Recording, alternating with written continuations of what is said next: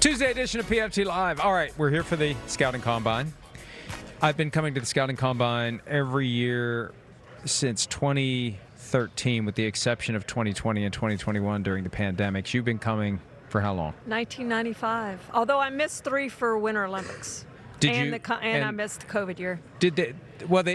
I was here in 2020. You know what? I was here in 2020 was the last Were we here in 2021, though? I wasn't here in 21. That's what it was. And I don't think I came in 22.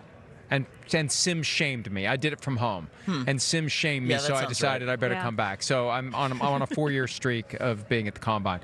All right, so our draft is going to be the most memorable Combine moments. Charean? Well, 95 was my first, and it still stands out, I think, as the most memorable. Mike Mamula.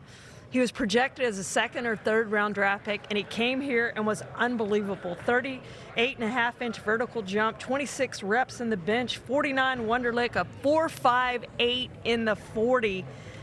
He went number 7 overall because I covered the Tampa Bay Buccaneers at the time. The Eagles traded up and got the number 7 overall pick.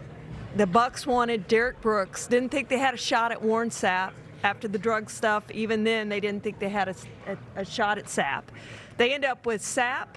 Then they trade, because of the trade with the Eagles from Mamula, the Bucs ended up with extra picks so they could trade up with the Cowboys and draft Derek Brooks. They ended up with Warren Sapp, Derek Brooks, end up getting a Super Bowl out of that. And the Eagles got Mike Mamula, who we all know was a workout warrior, who was not a football player.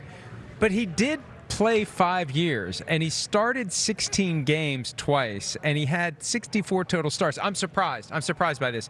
He had, in 64 starts and 77 games, he had 31 and a half sacks. So he wasn't as big of a bust as we think. He just never lived up to the hype. And you from being consider the what the workout Bucs warrior. got out of that. Yes. And it was not a good trade. Myles? All right, I'd go with also my first Combine, which was 2015.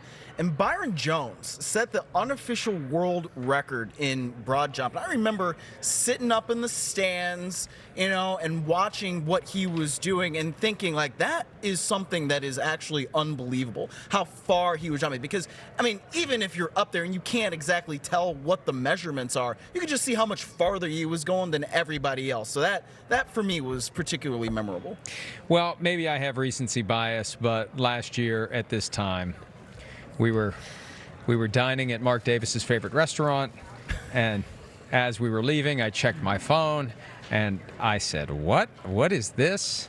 And I actually spent multiple hours doing real journalism work, and enjoyed every second of breaking the full details of the altercation between Ian Rappaport and Jordan Schultz at the Starbucks. And Rappaport recently talked about it on Andrew Marchand's podcast. And he said, I had a guy inches from my face screaming at me, and I was nervous. And he acknowledged that I had all of the details, that I had it nailed like that. And I wasn't there. And there were like 50 reporters there. But that's the thing. When you got a room full of reporters, it's not all that hard to get the details. But I did all the stuff, like reached out to Schultz for comment, reached out to Rappaport for comment. I checked all the boxes. I did everything I was supposed to do. But even though that was last year, that was memorable. Hi, it's Mike Florio. Thanks for watching PFT on YouTube. Hit subscribe for the latest news and analysis from Pro Football Talk.